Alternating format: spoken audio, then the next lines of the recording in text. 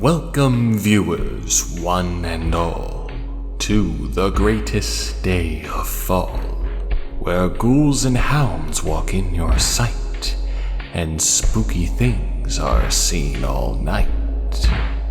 Today, however, will be different, and yet, my friends, no less splendiferous. I've seen many things since our last journey: dark space, troubled minds, and racist juries. So gather round and listen in to hear what terrors wait within the games I've played, 'cause here I've brought some creepy, callous, crazy thoughts.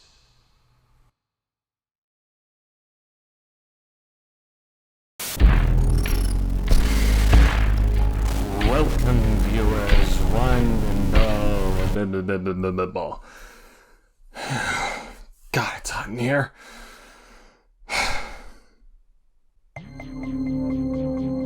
I should warn all of you that today we will be experiencing the 5 universal horrors of the universe. The horrors that any human will need to endure at least once in their lives. Some of you may not make it out alive, and some of you may shit your pants, much like how I did when I first encountered an Emmy.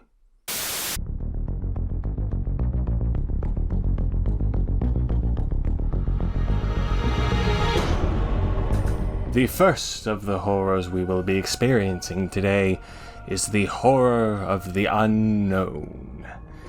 And we have Metroid Dread here to help us demonstrate that.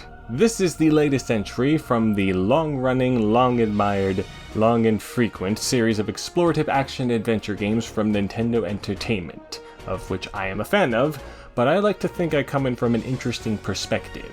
You see, I grew up with the Prime trilogy and Other M, but it wasn't until very recently that I went through the bulk of the 2D Metroid games. I struggled a little bit with the transition, but I eventually managed to get over my dumb ass and embrace them wholeheartedly. Zero Mission, Super Metroid, Fusion, even Samus Returns, they all kick ass. And while I'm still waiting for Prime 4, seeing this get announced at the most recent Nintendo E3 event, and then released not even 4 months later, was certainly one of the bigger surprises this year. Nintendo getting Mercury Steam to help out with the development again, and seeing that this was going to lean a bit more into the horror vibes of the series, as well as seeing this thing get the most praise a Metroid game has ever gotten since the last Prime game, and the best sales in the series in eons, certainly helped matters. All of the hype with this thing has been nuts so far, and I bet y'all are pretty sick of hearing it. So it pains me to say that nothing's going to change here. This game kicks ass.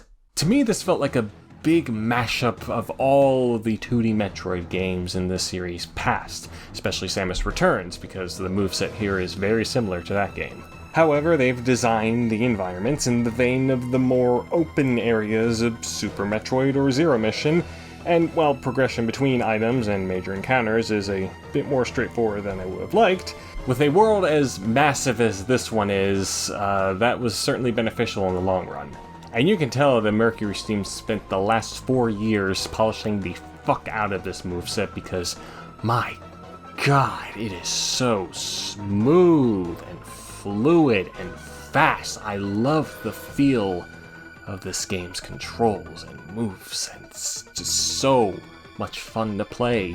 I also appreciate that weapons stack up with each other again, because with gameplay this fast, you do not want to spend a single second rummaging through your arsenal and upgrades. And while there are a lot of upgrades, the structure has more than enough wiggle room to let players explore to their heart's content if they so choose, without it ever feeling like they're backtracking or being railroaded on a set path. It's a good thing they provided some moments of downtime too, because it's also clear that Mercury Steam spent the last 4 years coming up with all sorts of ways to kick Samus's rear over and over and over again. And I'm not just talking about the boss fights. With all the Metroids gone, and the X-parasites having supposedly been gone too, it would appear we wouldn't be dealing with the normal villains this time around, and for the most part that is true. Instead, we get some Tozo motherfucker as the main villain, Ravenbeak, who has it out for Samus thanks to her Metroid DNA implanted into her. After getting her trapped on this hostile planet, he sends out these deadly Emmy robots to capture her and retrieve that DNA. This is where those horror elements come into play. There are sectioned off areas in each zone where the Emmys are free to roam around, and you gotta sneak past them while making sure that your ass and DNA stays intact. If they find you, or even touch you, they will kill you. You have a slim chance of escaping them through this RNG-laden QuickTime event, but more often than not, they will kill you. I like how they implemented strategy with these zones and the stealth you need to use to get past these things, as well as the big fuck-off laser that you use to fucking destroy them. You gotta find your way in a specific place in order to charge the thing up and then get a good shot off of it without it touching you and killing you again. And I think the design for these things, while yes a little simple, are very, very effective. But as with many horror enemies of this sort, after a while of them killing you over and over and over and over again, they can get pretty annoying. I also kind of wish they had more of a presence with the overall plot as well, because they don't have much of a purpose other than to fuck Samus' shit up over and over again, but I think what the plot does focus on is still pretty interesting. There's some decent intrigue and some good environmental storytelling, and it all concludes in the most loud and bombastic way possible. I won't say exactly how, but let's just say we have finally come full circle with this series, and it is so glorious.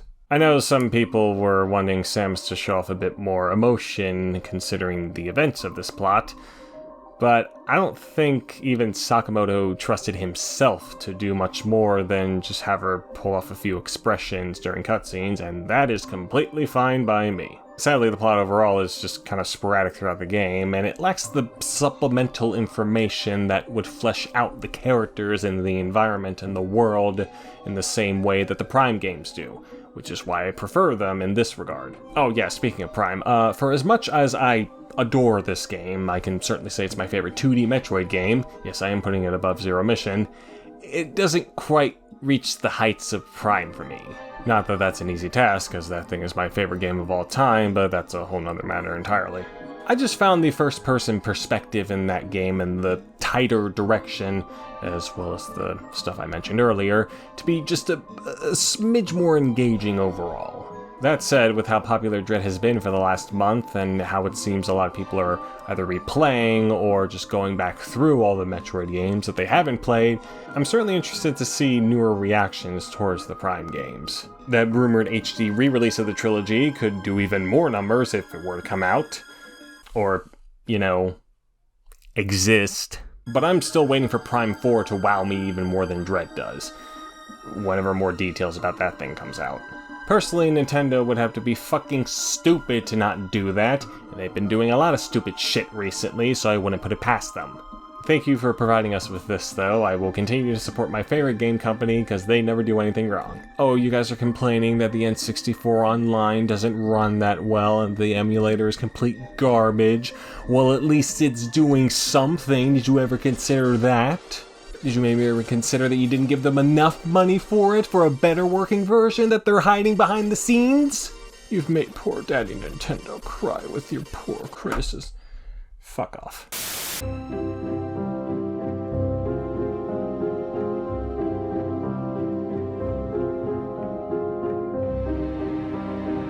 The next great universal horror of the universe is something I believe we can all relate to.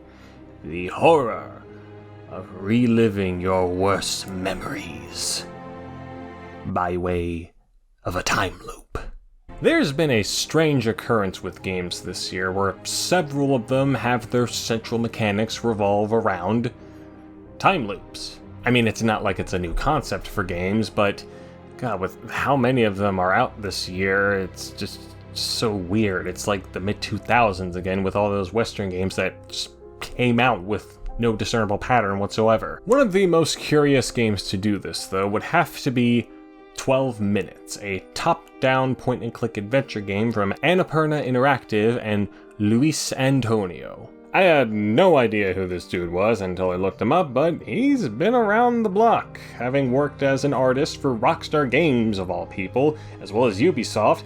He even did the art design for Jonathan Blow's The Witness. He also appears to have some good Hollywood connections too, as he was able to snag major talent to voice these characters. Although the publisher being an offshoot of a film studio would probably explain the situation better. However, while I did know about the game from it being featured as a preview in several AAA events, I wasn't really that interested in it until I heard rumblings about its content. The bad kinds of rumblings. So I gave it a shot just to see what all that hubbub was about, and it's certainly peculiar. In this game, you play as a husband trying to save his wife and himself from getting capped by a fake cop who keeps intruding on their business, but he's also stuck in a time loop, and after 10 minutes pass, or after he gets capped, the loop resets. As a point-and-click adventure game, it does the job well enough. Most of the puzzles come in the form of trying to get information out of the wife or the fake cop, to try to get out of the goddamn time loop. The solutions aren't completely obvious, but they do make sense, and while there is a lot of trial and error involved, the time loop mechanic does keep things interesting enough to not make that much of an issue. I wasn't much of a fan of the interface, I found it a little clunky, and I was certainly not a fan of needing to go through so much repetitive dialogue in order to get new information. But I don't have much criticisms with the game other than that. I really like the top-down perspective as well. You don't see a whole lot of that with point-and-click adventure games. Sure, that Hollywood-studded voice acting is actually kind of weak, but their writing was still decent enough in order for me to stay engaged with it. Up until the ending. Here we're going to have to put out a spoiler warning. I'm not going to tell you whether or not to play the game before you watch it, but just letting you know. Skip here if you don't want to be spoiled.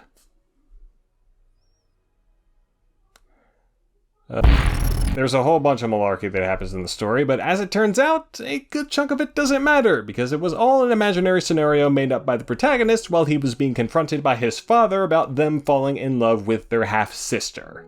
Now, while that does sound like the most ridiculous kind of twist that this story could have taken, let me reassure you that this is indeed what happens. Now, to the story's credit, it doesn't offer its protagonist a way out of this scenario. He either accidentally kills his father in a fit of rage, thus restarting the loop, or accepts his help in trying to get rid of these feelings.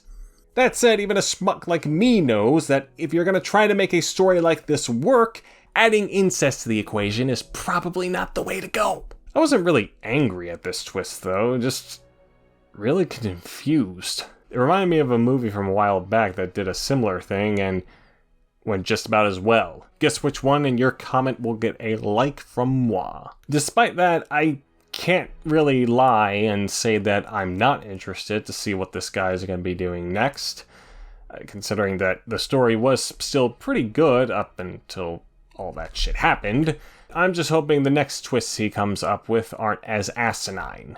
But to be honest, the true horror for this game was not providing a proper content warning for your players.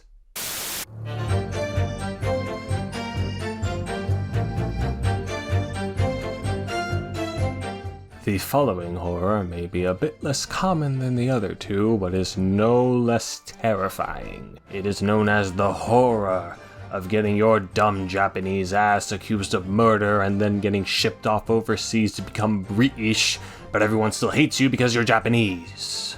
Yep, it's all fun and games until someone gets racist.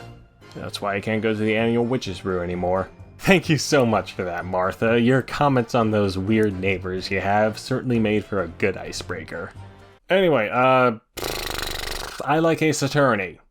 It is the series that got me into visual novels after Trauma Team introduced me to the concept, and I've played every single game in the series except for the Professor Layton crossover, and up until recently, the Great Ace Attorney games. These two games were released in Japan during the mid-2010s for the 3DS, and had many standout qualities that separated them from the rest of the series, such as it being a prequel to the rest of the series.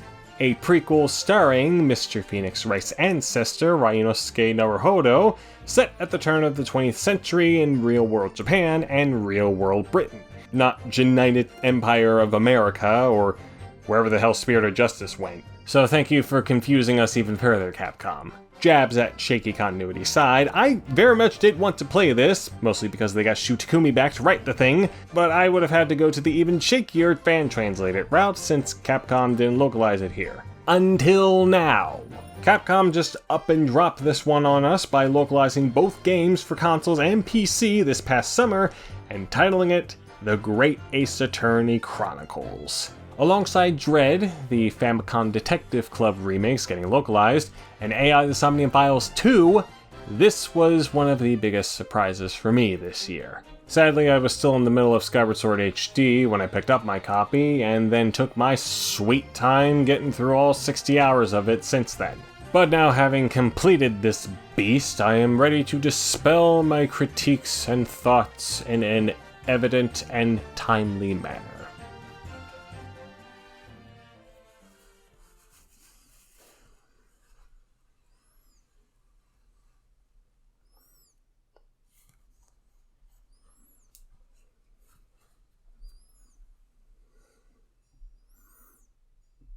I do plan on going through the series once again to reaffirm this, but while I believe there isn't a single clunker with this franchise, my favorite ones tend to have a massive overarching story where most, if not all, of the cases that you go through and solve are attached to that plot. This is why I love the Investigations games, and why I found myself liking the second trilogy a lot more than others did. Those would be certainly interesting to see the reactions to if Capcom ever decides to re-release them. But for anyone who did play them and found them kinda iffy, I can assure you that Mr. Takumi did a fantastic job with this thing, providing us with a relatively grounded tale featuring all sorts of wonderful, wonderful characters and just so many great twists and turns, as per usual, with his stuff. I honestly can't think of a character that I disliked. Even the side characters are such an absolute joy. But if I had to pick a favorite, well, Herlock Sholmes is certainly close, but I gotta go with Gina Lestrade. She's just lovely. And so British. Admittedly, despite these games being disconnected from the rest of the series, it does tread some familiar territory and some familiar themes and some very familiar parallels with other characters, but it does a good enough job distinguishing itself with the rest of the series, especially with how surprisingly harsh it treats its main cast. And with a new Ace Attorney game, or two of them, comes new mechanics to the standard point-and-click investigations and contradiction hunting of the court scenes. So let's judge those. During those investigations, you can engage in a battle of wits against Mr. Sholmes with the logic and reasoning spectacular, where you watch him deduce new revelations for the case and then correct all his mistakes. At first I thought it was a bit long-winded, but I eventually appreciated the way they broke up the standard investigation gameplay in a more humorous and less annoying manner than those fucking Psychonauts ever did. The court has a few new additions as well, but the biggest spectacle would have to be the new jury system. Not the one that was featured in Apollo Justice, but well, it's just as arbitrary as that was. 6 randomly chosen folk get to decide if the defendant is guilty or not, but even if they do find them guilty, some obscure law allows you to cross-examine the jurors' thoughts and convince them to keep the trial going. It's easily the most interesting mechanic that the series has introduced since the logic chess element in Investigations 2, and honestly is a lot better than anything the second trilogy ever did, all that gimmicky crap. Side note, if they do continue that timeline, I would very much like for them to just strip all of that out. I just thought it was way too much. If I had to point out a flaw with this collection, though, how do I put this? I feel like these two games are so integral to each other that if Capcom had offered them individually upon their first Western release, it would have been a huge mistake, because I don't think they stand up that well on their own compared to other games in the series. You could play the first Ace Attorney game and feel satisfied by the end with its conclusion, even if it does leave a few strings hanging. Same can be said with the other games, or the second trilogy, or even the investigation spin-offs. I guess Justice for All is the one sticking point with this observation, but even that game manages to introduce and resolve its own story by itself. The first great Ace Attorney game, on the other hand, leaves so much untied that had there not been a second one already, I would have been left pretty disappointed and wanting more. It is very much a lot of build-up for the events that occur in the second game. Conversely, the second game doesn't work that well by itself without the events going on in the first game, so yeah, Capcom was very wise to make this one big collection instead of just chopping them up. The only real discrepancy between the two, besides the second one having slightly faster gameplay, is that the first one has anime cutscenes and the second doesn't. This is also just one big roundabout way of saying that the game is slowly paced, even for Ace Attorney, but what it does lead up to and conclude with is very much worth it. And let's just heap some more praise onto this. It's the best looking 3D Ace Attorney game, the soundtrack is as fantastic as it always is, the new accessibility features are great, the extra stuff is cool too. Let's just be bold and say that this is probably my favorite Ace Attorney game, okay? And it's perfect for newcomers as well, so if you like adventure visual novel games and you haven't checked this series out yet, this is an excellent starting point. And yes, this thing does have a little bit of racism in it, but Mafia 3 had racism, and I didn't hear anyone complain about that. I think.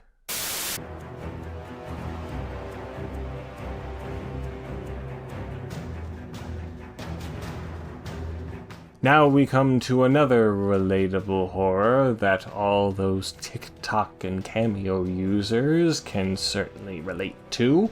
The horror of realizing that a used game you picked up at GameStop a few years ago had a bit of disk rot on it and rendered it unusable, so now you have to go to Amazon to get a working copy and you end up with two of the fucking things. Well, I think it's relatable. So yeah, I like Bond. And I like me some Bond movies. And I was certainly excited for the last Daniel Craig entry within the series, No Time to Die, so I wanted to prepare myself a little bit. I would go through every single Bond movie beforehand, and check out the two games I had in my collection. In that regard, first up there was the 007 remake for the Wii, which, I mean, yeah, you may as well just rename it to Call of Bondi 007 version, but I thought the campaign was still a lot of fun. Right after that, I was set to play the Wii U version of 007 Legends, which is actually the last title the developer, Eurocom, ever made. After doing all of this, I would finally be prepared to see No Time to Die during its initial release in March. Are you fucking kidding me? I was set to watch the final film during March of 2020. Oh boy. Looks like that didn't happen. Yuck. Since then, I have seen all the Bond movies. Here's how I would rank them. I haven't actually seen No Time to Die yet. And here's how I would rank the themes. And I recently managed to drag myself through this game as well. I have 2 copies for this piece of crap. I would have been better off just spending it on Bond NFTs. So this thing was put out during the franchise's 50th anniversary and was marketed as a celebration for all of the Bond generations. As such, the game is centered around that scene at the start of Skyfall where Bond gets shot and falls into the river, so I guess we're re-experiencing the best of his past missions. Specifically, Goldfinger on Her Majesty's Secret Service, Moonraker, License to Kill, and Die Another Day. Because I guess that's the only browsing vehicle they haven't made a game out of. All of this sounds pretty good on paper, right? Well, if you know anything about this game, it's for how poor the execution of that concept was.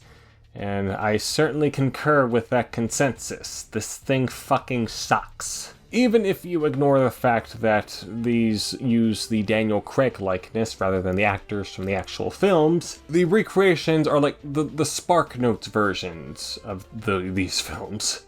It hits upon the iconic moments, it has the iconic villains, but as a story, as a narrative, it's a completely jumbled mess that does a terrible job of pulling itself together into something coherent. In between all of that is a whole lot of tedious shooting that lacks the solid level design from the GoldenEye remake, and some laughably bad stealth elements. Which is so bizarre because the stealth in that game was perfectly fine. I have no idea why they didn't just do that again, rather than whatever the hell they were doing here. There's also some completely garbage quick-time events that have you punching the shit out of random enemies and those famous villains I mentioned earlier. And who could forget vehicle segments? The only level I got some small enjoyment out of was the Moonraker one, because you get to fire laser guns while floating around in space. Yeah, that was a very weird one. I recommend it. I recommend it more than fucking Die Another Day. On top of all this is some horrific performance issues. Like, I had heard that this was the worst version of this game, but I did not think it would be that bad. It's almost unplayable in spots. However, they truly did save the best for last, as they also included a level based on the film that came out during the 50th anniversary. Originally it was free DLC, but for the Wii U version they just put it on the disc. And they probably should have kept it off. All of the game's worst aspects come back for one big roundhouse kick to the gonads, and it finishes with one of the worst final bosses I have experienced in any game. Fucking Christ, it's like playing chicken in a hall of mirrors. It's really unfortunate that this was the note Eurocom went out on.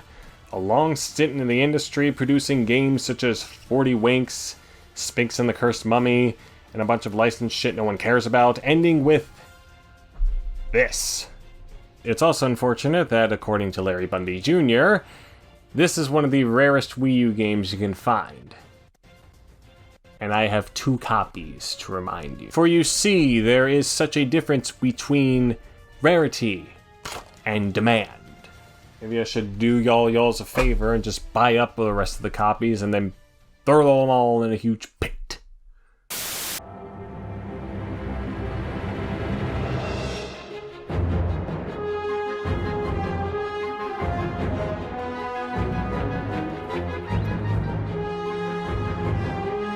And now for the last sphere that your fragile minds will need to overcome or succumb to is the fear of the human mind.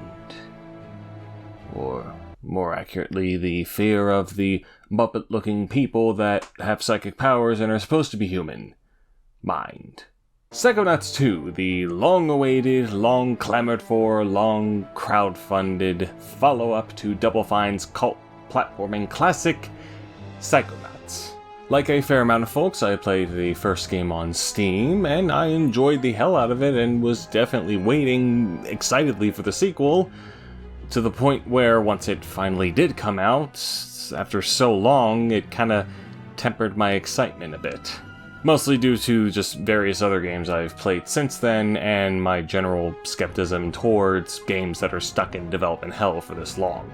Microsoft snapping up Double Fine last year did not help matters, but after hearing all the praise that this was getting, I just threw my hands up and got it on day one, and prepared myself for the return to the psychic world of Psychonauts. And it's my favorite game that I've played this year. Yeah, y'all thought I was gushing over Dread and the Great Ace Attorney Chronicles? Those games have nothing on this. First off, I'm so impressed with how seamless the transition from the original game's events and the stuff that happened in the VR game was to this sequel. It's like nothing has ever changed, even though so much has changed. After a very nice tutorial, our wonderful protagonist, Rasputin, has now saved the summer camp as well as the grand head of the Psychonauts, and now gets to live his life training as a full Psychonaut intern at the Motherlode, along with a few older kids. Yes, the wittiful humor of the original game is still intact, but what really struck me here was just how much more expressive these characters were. That by itself already makes the game look great, but then you look at the textures and the environment and the lighting, and it all adds up to one of the best looking games I've seen all year. The story is also another fine example of Schafer and Krug just flexing their writing skills on us. Each and every character they introduce is bursting with personality and heart. They all have their own little struggles and quirks, which may result in a more serious tone as opposed to the goofy direction the original game went, but with how captivating these folk are and the cool twists the story takes, I can't really complain. I wish they did a little bit more with the interns by the end, but I still thought they were pretty cool. Even Raz's family, who were barely mentioned or even shown in the first game outside of his father, get a bit of the spotlight too, and they're all fun to interact with. I usually never go out of my way to get all the flavor text in games or the optional dialogue moments, but these characters were just so compelling and just interesting to talk to. I want to learn every single thing about them that I could. Far more than I ever wanted to with the campers in the first game. Truthfully, going into this thing, the only thing I was looking for was an improvement to the mechanics and the platforming, because those are pretty rough in the first game. You had a lot of control over your movement, but the movement was still pretty slippery. Good news is, Double Fine seemed to agree, and the gameplay here is much smoother and more intuitive. In addition to the great level design, they have a whole bunch of new moves and have retooled the old ones as well, including tweaking how you assign these moves to your buttons. And they even found novel ways to implement those moves into combat now that there's a larger variety of enemies here other than those sensors. I still think it succeeds more on the platforming side of things, but the combat's still pretty decent. Again though, the level design is just outstanding. It just offers up banger after banger after banger after banger, and the emotional depth has been amplified here thanks to that more serious tone. The only real problem I had with the gameplay was with the boss fights. Most of them are different variations of big menacing creature outside of an arena that you run around in, and you defeat them by just chucking random shit at them. In other words, very tedious. And if it weren't for Microsoft, those things wouldn't even be there to begin with, so thanks for allowing them to add them back in? That aside, and Ford's mailroom being kind of annoying, I just did not want to stop playing this thing. I got all the figments, I got all the emotional baggage, all the scavenger hunt pieces, all the achievements, which I don't think I've done with any other game on Steam. Or hell, any game with achievements in general. I was not prepared for this to happen. Like, the last time this indescribable joy hit me when playing a game was with Return of the Obra Dinn a few years back. Suffice to say, if they do more of this, I'm going to be supporting the fuck out of it now, and I'm certainly going to be checking out as many of other Double Fine's games as I possibly can. And actually even replayed the original game after this, and can confirm this game's better. What a ride, man. What a spooky, spooky ride. So, did you manage to overcome any of the 5 universal horrors that anyone on this earth will experience at least once in their lives? Or at the very least, you now know how to overcome them? Well, good for you. As for me, well, let's see how other games by year's end will stack up, as well as the dreaded and demented catch-up. But before I depart, allow me to say, good tidings to y'all this Halloween day.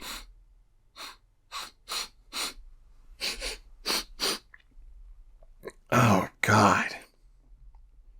I don't think I've ever watched this thing. Oh, fucking Christ. Oh my God, it's so fucking hot in here and this thing smells like shit.